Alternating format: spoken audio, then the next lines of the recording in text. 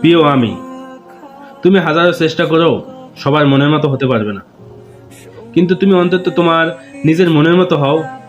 একটা পছন্দের তালিকা তৈরি করো আর সবার প্রথমে তাতে নিজের নাম লেখো।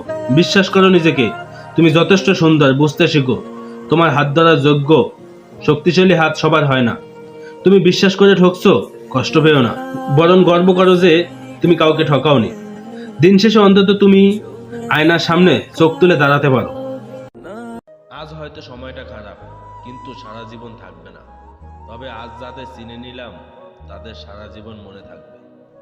আমাকে আর খুঁজে পাবি না, কারণ আমি তোর অবহেলার মাঝে হারিয়ে গেছি। মন খারাপ যতই হোক কাউকে বুঝতে দেই না, কারণ আমার জন্য অন্যের মন খারাপ হোক তা আমি কখনো চাই না। একটা মানুষ তখনই একা থাকতে পছন্দ করে যখন সে দেখে সবাই তাকে ঠকায়। যদি ভালোবাসাটা সত্যিকারের হয় তবে দূরত্ব বেড়ে গেলে ভালোবাসা কমে না, উল্টো বেড়ে যায়।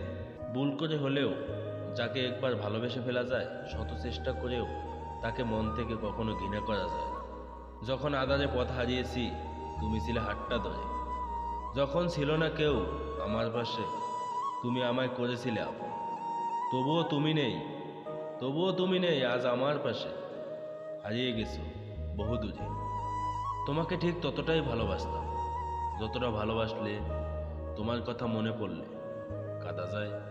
খারাপ মেজাজের মানুষের সাথে কখনোই মুখের ভাষা খারাপ করতে নেই, কেননা মেজাজ তো এক সময় ঠিক হয়ে যাবে। তবে আপনার বলা খারাপ ভাষাটা কারো মনে দাগ কেটে দাও। তোমায় চিনতে ভুল করেছি তোমার চোখ দুটোর কারণে। যতবার তাকিয়েছি এক মুহূর্তের জন্য মনে হয়নি এই নিষ্পাপ চোখ দুটো বেইমানি করতে যায়। যেই মানুষটা একদিন বলেছিল আর এক ফোঁটা চোখের পানিও যেন না পড়ে, সেই মানুষটাই এখন চোখ থেকে ঝরে যাওয়া শত হাজার ফোঁটা পানির কারণ। অথচ সে এখন আর খোঁজ নেওয়ার প্রয়োজন মনে করে না। সময় বা কই তার খোঁজ রাখবার, সে তো নতুন কারো চোখের পানি আটকাতে ব্যস্ত। স্বামী স্ত্রীর অভিমান, 15 দিন কথা না বললেও তার সাথে সংসার করা যায়। স্বামী স্ত্রীর রাগ, 3 মাস পর্যন্ত দেখা না করলেও তার সাথে সংসার করা যায়। স্বামী স্ত্রীর ইচ্ছা থাকার পরও 5 বছর দেখা না হলেও সংসার করা যায়। কিন্তু যদি স্বামী ও স্ত্রীর মধ্যে কেউ একজন বলে তোমার প্রতি আমার কোনো ফিলিংস নেই, তার সাথে সংসার করা যায় না। সবাইকে ছাড় দিতে দিতে আজ আমার নিজের জন্যই জায়গা নেই। অসহায়ের মতো ঘুরছি, অথচ কেউ পাশে নেই। যাদেরকে খুব কাছের ভেবে আঁকড়ে ধরেছি তারাই পিছন থেকে ছুরির আঘাত করেছে, প্রচণ্ড রকম ধাক্কা ছুঁড়ে ফেলেছে। বইয়ের বাজে শুকিয়ে যাওয়া ফুলটাকে যতটুক যত্ন করা হয় ততটুক যত্ন কেউ কখনো করেনি আমায়। সবাই প্রয়োজনে কাছে এসেছে, আবার প্রয়োজন শেষ ছুঁড়ে ফেলেছে দমড়ানো কাগজের মতো। কেউ কখনো আমায় যত্ন নিয়ে প্রিয়জন করে রেখে দেয়নি। এটা কোনো আক্ষেপ নিয়ে বলছি না, এর জন্য অবশ্য আমিই দেই। অযথা ভালোবাসা বিলিয়েছি, ভালোবাসা বলতে গিয়ে সস্তা হয়েছি। ভেবেছিলাম যাদের দুঃখে কাঁধ বাড়িয়েছি তারাও হয়তো আমার বেলায় বাড়াবে, কিন্তু আমি ভুলছিলাম। ভালোবাসতে পারার মানুষদের ভালো রাখার দায়িত্ব কেউ নেয় না। সবাই স্বার্থের তাগিদে চলে যায় ভালো থাকতে।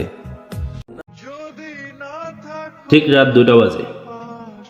এই সময় আমার ফোনের অন্য পাশে একজন মানুষ থাকতো। তার সাথে শত শত রাত জেগেছি, কখনো কখনো রাত শেষে ভোরের উদয় দেখেছি। আমরা কথা দিয়েছিলাম দুজন দুজনকে কখনো ছেড়ে যাব না, অথচ এখনো দিন শেষে রাত আসে। তার দেওয়া স্মৃতিগুলো আছে, আমার রাত জাগার অভ্যাস আছে, শুধু নেই যা আমার সেই প্রিয় মানুষটা। এক সময় আমিও ভেবেছিলাম কিছুই হয়নি আমাদের মাঝে। আমিও ভেবেছিলাম দ্বিতীয় দিন ঘুম থেকে উঠে আমরা আবার স্বাভাবিকভাবেই কথা বলবো, যেভাবে আমরা রোজ কথা বলতে অভ্যস্ত ছিলাম। কিন্তু এমনটা আর কখনো হয়নি। আমরা আর কথা বলিনি একে অপরের সাথে। দূরত্ব আমাদের ছুঁয়ে ভালোবাসার গল্পকে সমাপ্ত করে দিয়েছে।